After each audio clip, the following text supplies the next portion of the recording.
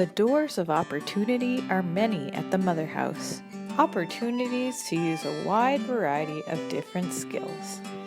So the team sets to work using their creative skills to make about 100 handcrafted cupboard doors for the kitchen cupboards and the bathroom vanities, all made from maple wood from our own property. Here you see Tim switching the bit on the shaper in order to complete the frame portion of the cupboard doors. I had this. Okay. I'm changing the bit around so it cuts this. You are filling. Okay. And that should just slide in like so. Oh, so nice. And then the piece of The 8 paneling inch. goes in. Okay, now this is where the magic happens, in the shop with Tim the tool man. These are all the kitchen cupboard doors. My sister Sarah and sister Therese have been working on varnishing for the last several days. I did not know this is how you make cupboards, but you get all of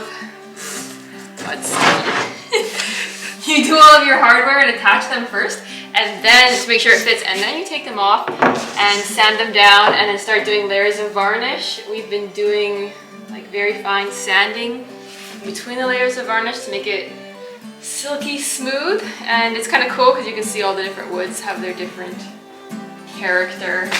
Even though they've all received the same thing, they're not being stained, so it's kind of cool to let itself shine. An update on the foyer tiling. The crew did an amazing job laying the tiles, and now they're at the grout stage. Next up, the team ventures to build a coffered ceiling in the foyer. Not to be confused with a coffee ceiling, though the sisters are staining the pine for the ceiling a nice coffee color.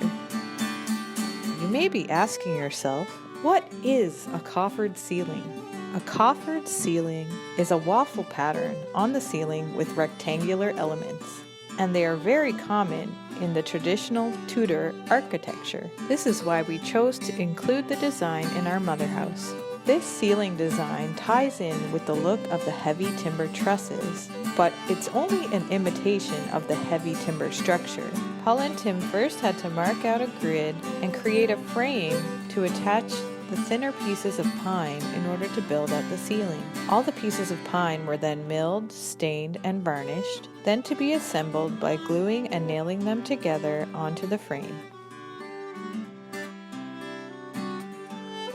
Yeah, so I'm here with the Newman Club from Clarkson and SUNY Potsdam. We're here on a little pilgrimage, and we decided to come to help out with the building of the mother house. It was a little chilly, but we got through it. Awesome. It was good work, good work. Just keep praying for the project, and because I think it's a really good cause, and if you can come to help out, any donations, that'd be great.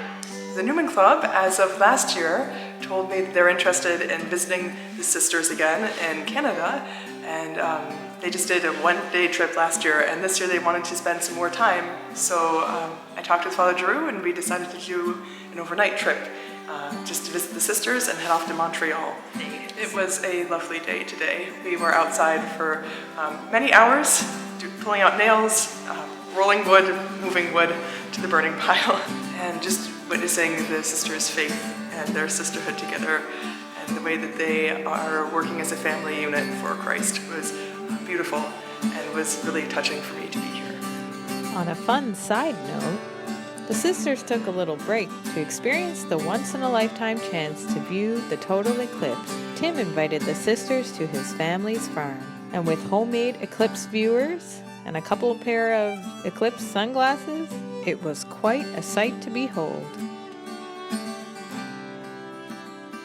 Then Tim took the sisters on a tour of his family's dairy farm, and they even got to see a little baby calf being born.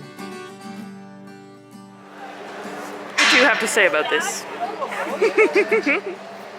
Next time on Sister Build, the sisters begin the marvelous marble floor in the chapel.